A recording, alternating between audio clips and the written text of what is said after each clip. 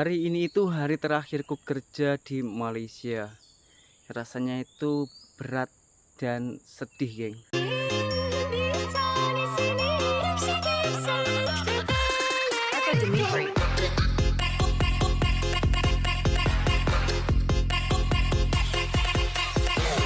Hai, halo geng. Assalamualaikum warahmatullahi wabarakatuh.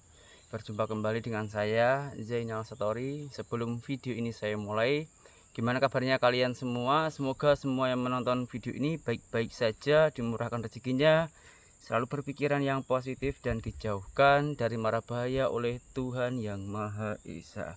Selamat menunaikan ibadah puasa bagi yang menjalankannya, geng. Hari ini saya akan bercerita dan meluahkan isi hati saya, geng. Semua isi hati saya selama saya bekerja di Malaysia.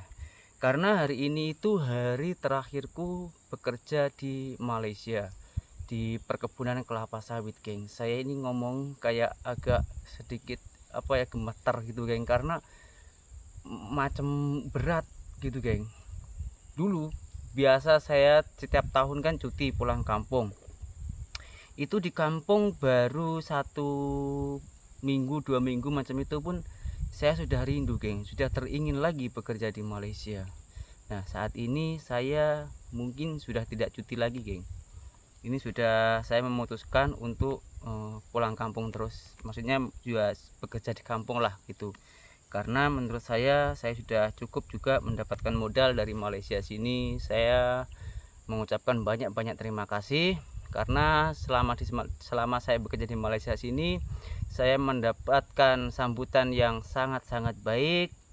Bos saya juga baik. Saya tuh nggak pernah gaji itu diundur ataupun nggak dibayar, geng. Nggak pernah. Alhamdulillah lah. Alhamdulillah saya mendapatkan bos yang cukup baik. Tentunya saya juga terima kasih banyak-banyak kepada bos saya telah mau menampung saya, telah memberi izin saya bekerja di sini, dan juga telah melindungi saya selama bekerja di sini. Banyak orang yang bilang kalau mau pulang itu katanya lemes, tak boleh kerja, harus cuti beberapa hari gitu, geng, ya. Tapi kalau yang saya rasa itu sama aja sih, geng. Saya mau balik ke tak balik ke sama aja. Karena mindset saya ini, geng, kalau kerja ya tanggung jawab, jangan mikirin di kampung. Kalau sudah dapat gaji kirim baru ke kampung, itu memikirkan di kampung. Itu sih. Dan hari ini mungkin saya sebelum pulang ke Indonesia, sebelum terbang itu saya memang mesti ada cuti, tapi tak lama lah, mungkin 1 hari setengah, 1 hari cuti. Karena kenapa saya memutuskan, biasanya itu, geng, saya kalau cuti pulang kampung ya, kalau balik pulang kampung, kalau untuk cuti itu saya biasanya tak ada cuti, geng. Oke, contoh misalnya petang ini saya terbang ke kampung ya, ke Indonesia, itu mungkin tetap kerja, geng, tapi sampai pukul 4 macam itu. Jadi semuanya itu saya sudah persiapkan. Kan kalau cuti itu bawaan barangnya itu sudah tak seberapa. Karena ini saya mau balik terus, otomatis kan juga banyak kan bawaan-bawaan saya, dan jadi saya memutuskan 2 hari sebelum pulang, insya Allah saya cuti lah. Sebab karena saya masuk Malaysia sini itu dulunya baik-baik ya, masuknya baik-baik, dikasih tempat tinggal yang baik, jadi otomatis nanti saya juga akan merapikan tempat tinggal saya yang mau saya tinggalkan, dan juga saya akan cakap baik-baik juga sama bos saya. Kalau masalah cakap sama bos saya itu saya sudah cakap 1 bulan yang lalu, 1 bulan lebih lah saya sudah cakap sama bos saya. Kenapa saya sudah cakap? Karena biar bos saya itu biar ada luang untuk mencari pekerja lain untuk menggantikan saya. Karena sawit ini tak boleh tinggal, geng. Karena kalau sampai tak dipanen nanti jadinya busuk, tuan kebun pun marah gitu. Jadi tak boleh ditinggalkan, jadi harus mempunyai cadangan kalau mau cuti ataupun sampai balik terus ini. Nah, kenapa saya memutuskan balik terus? Apakah saya sudah bosan bekerja sini apakah saya ada problem atau ada masalah di Malaysia sini, termasuk sama bos ataupun sama kawan-kawan? Enggak, geng. Semua itu memang keputusan dari saya sendiri.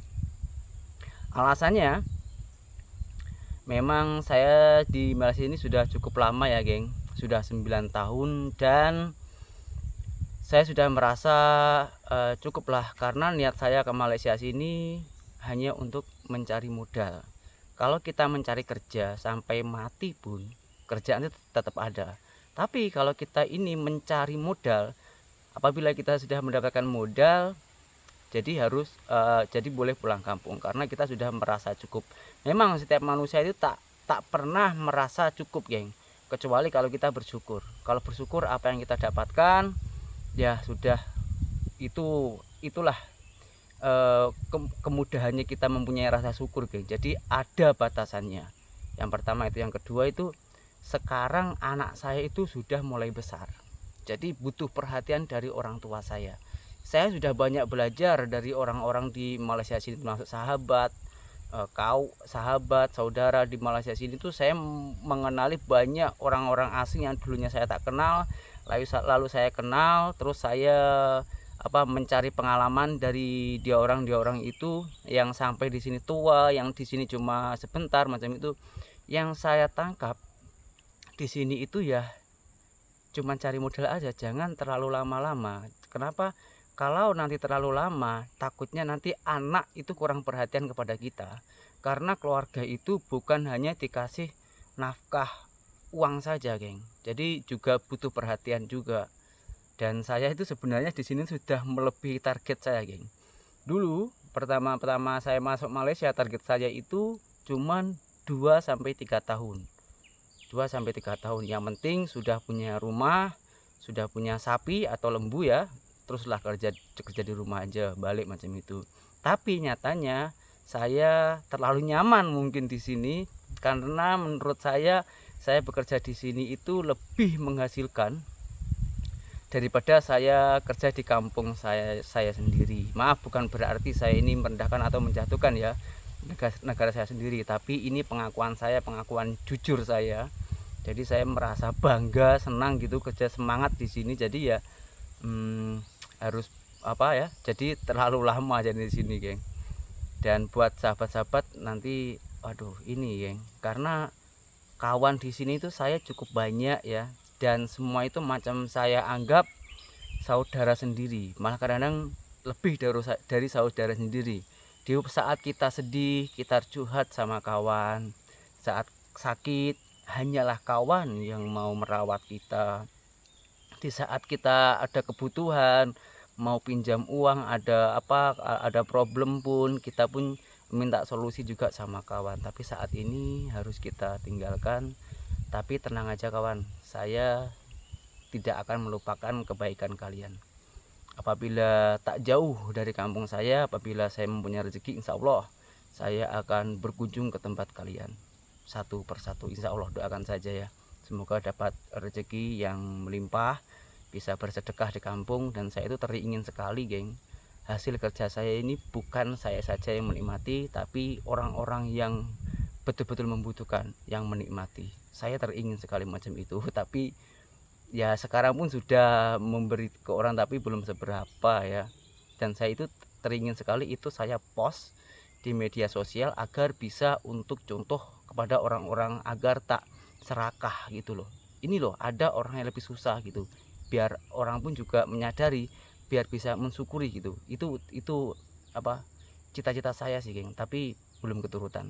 Doakan saja lah ya. Nah ini, geng, karena saya mau pulang kampung ya, dan semalam tuh saya sudah post satu video, ada yang berkomentar, geng. Komentarnya itu menurut saya lucu, unik, aneh. Anehnya gimana? Ini saya kasih tunjuk, geng. Ini silahkan baca sendiri, geng. Ini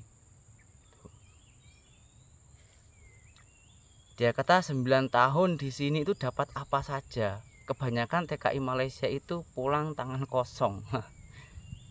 Oke, saya di sini memang sudah 9 tahun ya. Dan orang yang komentar macam itu, geng, itu biasanya orang yang belum pernah ke Malaysia, mungkin belum pernah merantau malahan. Jadi dia nggak tahu kalau dia cakap balik bawa tangan kosong. Lah iya, saya balik bawa tangan kosong. Lah uangnya sudah kita kirim setiap bulan ke kampung kita untuk keluarga, untuk kebutuhan. Dan gini geng, masalah kesuksesan itu relatif. Nggak bisa semuanya sukses itu harus mempunyai tanah yang luas, rumah yang besar, rumah yang tingkat. Itu bukan patokan, karena ajang kita itu berbeda-beda ya, menurut saya loh ya. Banyak orang merantau itu mempunyai masalah sendiri-sendiri. Maksudnya ada yang merantau itu hanya ingin membahagiakan orang tuanya. Ada juga merantau ke luar negeri itu untuk membayar hutang karena hutangnya terlalu banyak.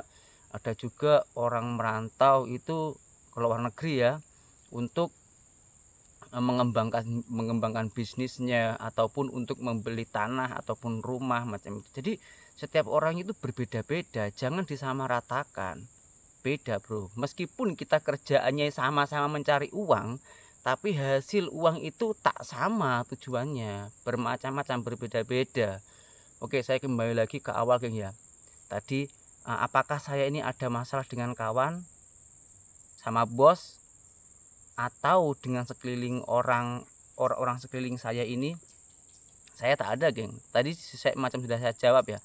Tak ada hal geng. Memang ini sudah keputusan saya, dan saya itu malah banyak bersyukur geng dengan kebaikan-kebaikan orang Malaysia sini. Orang sekeliling saya ini orang Melayu itu janganlah baik-baik banget dan mau merangkul, mau memberi ilmu, mau memberi pengalaman. Mungkin kalau saya tak merantau ke Malaysia sini, mungkin saya pun tak tahu apa-apa. Mungkin mindset otak saya ini hanya di sekeliling kampung saya, yang setiap harinya itu cuman pergi ke sawah. Mungkin ilmunya hanya ke sawah saja, nggak sampai seluas ini. Jangankan main sosial media, mungkin hanya main itu saja. Nggak bisa kita sharing tuh, nggak bisa mungkin. Karena ya saya sendiri sadar saya bukan orang yang berpendidikan. Kalau saya ini tak ada tekad untuk mencari pengalaman di luar, ya mungkin di situ-situ macam apa yang dikatakan kata di bawah tempurung ya. Ya seperti macam itu. Jadi tak ada perkembangan. Jadi apalagi sampai yang membuat saya geram itu geng, orang merendahkan seorang TKI dimanapun, yang terutama itu yang paling banyak itu TKI Malaysia yang direndahkan. Betul-betul banyak itu geng, karena saya sendiri juga mengalami, bukan hanya di media sosial saja. Waktu saya mau merantau ke Malaysia sini, itu pun saya dibicarakan geng, diomongin jadi bahan gibah. Katanya itu, kamu ngapain kerja di Malaysia, di sana sudah tak ada uang. Kalau merantau itu sekalian jauh saja ke Korea, ke Jepun macam itu.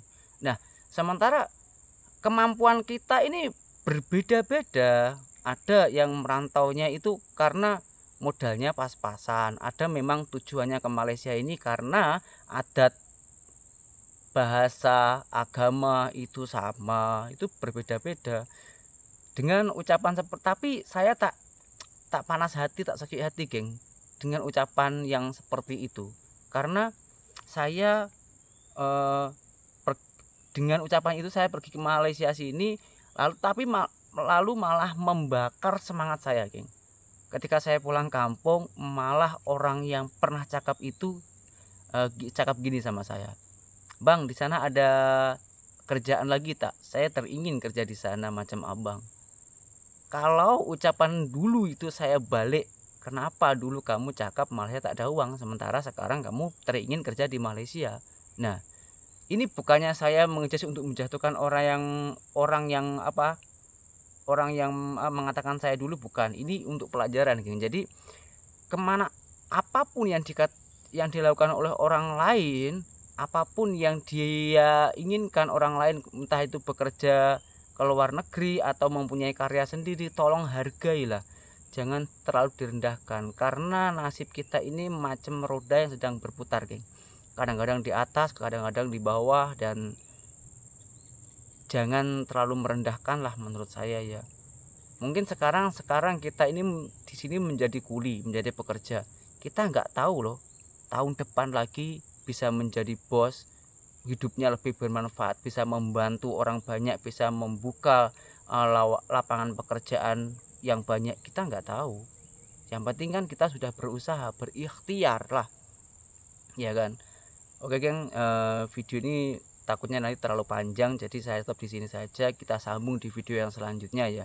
Dan saya mohon maaf sekali apabila ada kesalahan, kesilapan dalam tutur kata saya, tingkah laku saya yang saya sengaja maupun yang tidak saya sengaja. Saya ucapkan terima kasih banyak-banyak telah menerima saya bekerja di Malaysia sini. Oke, saya Zainal Story, seorang TKI Malaysia. Salam TKI sukses. Assalamualaikum warahmatullahi wabarakatuh.